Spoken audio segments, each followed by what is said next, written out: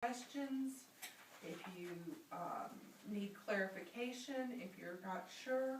And I promise you, this is a situation that happens to everyone starting on Coumadin therapy. It's just complicated in the beginning. So the important thing is to know, where do I go to get information? So you want to call your health provider, your primary care physician, and you've indicated that's Dr. Bridget Hittapole, and we've got her number listed there, and I also put it on your log card. So you can call Dr. Hittapole's office for clarification. You can call the education nurse, and that's me, and my number is also there. You don't have to speak to me. You can just say, I'm a client, and can someone answer some questions about my Warfarin therapy? And there's a number of people who can help you. The third resource is your cardiologist. The nurse practitioner in your cardiologist office, and I know you've met her, Kathy, there, and the number is right there for you. We put that down, Dr. Gopinath-Hour's office, and all you need to do is call that number and say, may I speak to Kathy, Dr. G's practitioner? Exactly. You just want to ask for the nurse practitioner on duty. Okay, and then your fourth resource, and probably the one that's most available to you, is your health extender, and that's Mrs. Schaefer. Remember this, sweetie. That's covered. All right.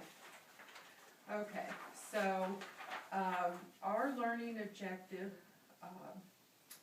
for this one was learning objective number 3, is to identify 2 sources for clarification and information. So who would you call? I would call the nurse educator at my doctor's office, or either my primary care physician's office, or nurse health educator. Perfect. Or my extender. I would like my extender. Okay, all right, your extender. And I bet your extender's probably going to call you and ask you about it too. So it's good to have a back and forth relationship there, and consider it a team sport. All right, and then let's review again before we wrap up here.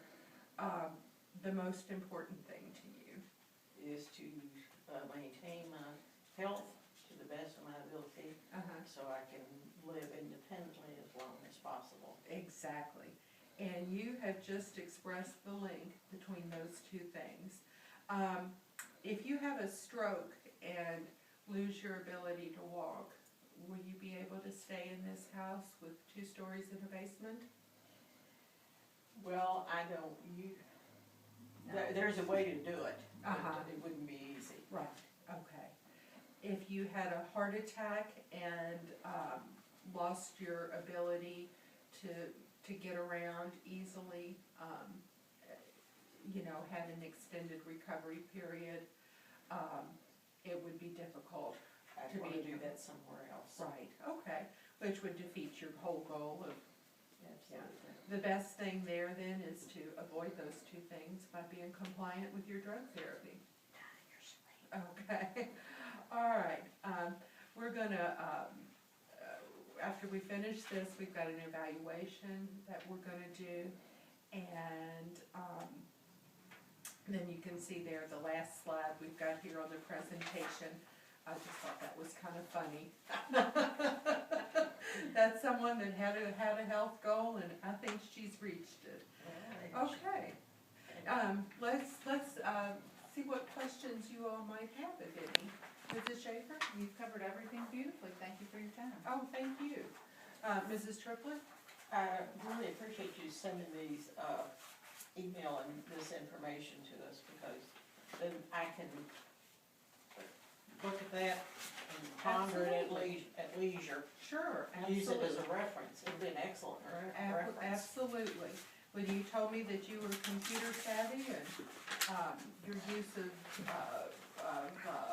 your laptop and your Kindle and those kinds of things, I knew it would be a perfect fallback for you.